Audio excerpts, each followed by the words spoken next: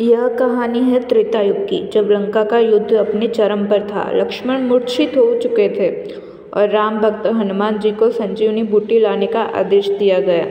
लेकिन क्या आप जानते हैं कि उनके रास्ते में एक घातक राक्षस खड़ा था, एक मायावी योद्धा जो युद्ध रावण को भेजा हुआ था। उसका नाम था काल नेमि। काल नेमि कोई साधारण राक्षस नहीं था। वह तंत्र मंत्र और मायावी शक्तियों से पारंगत था। रावण ने उसे आदेश दिया, हनुमान को रोकना होगा, चाहे जो हो। और फिर काल नेमि ने एक भयानक योजना बनाई, एक ऐसा जाल जिससे बच पाना असंभव था। हनुमान जी जब संजीवनी बूटी लेने हिमालय की ओर बढ़ रहे थे तो रास्ते में उन्हें एक सुंदर सा आश्रम दिखाई दिया। वहाँ एक तपस्वी ऋषि ध्यान लगाए बैठे थे। उस ऋषि ने हनुमान जी से कहा, हे पवन पुत्र, इतनी जल्दी क्यों?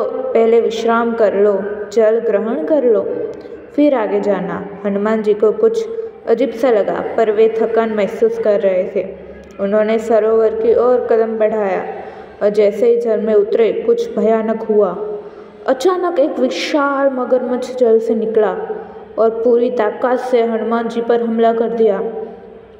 लेकिन यह कोई साधारण मगरमच्छ नहीं था, यह तो शापित अप्सरा थी जिसे काल नेमि ने अपने जादू से बांध रखा था।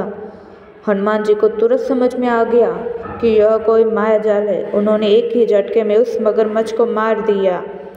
जैसे ही मगरमच्छ मरा, उसमें से एक दिव्य अप्सरा निकली, जिससे हाथ जोड़कर कहा, हे महावीर, यह ऋषि नहीं, यह काल नेमि राक्षस है, इसे तुरंत नष्ट कर दो।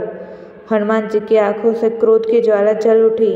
उन्होंने काल नेमि की तरफ देखा और फिर बिजली की गति से अपनी गदा उठाई और ये क्या, और एक ही झटके में बार में उसे चूर चूर कर दिया। काल नेमि का अंत हो चुका था, लेकिन हनुमान जी को अभी रुकना नहीं था। उन्होंने तुरंत हिमालय की ओर उड़ान भरी और संजीवनी बूटी लेकर वापस लौट आए। यह कथा हमें सिखाते कि है, चाहे कितनी भी बड़ी बाधाएं आए, जो सच्चे उद्देश्य पर चलता है उसे कोई नहीं रोक सकता। हनुमान जी की भक्ति और शक्ति और धैर्य उनकी सबसे बड़ी ताकत थी। जय श्री राम, जय बजरंगबली।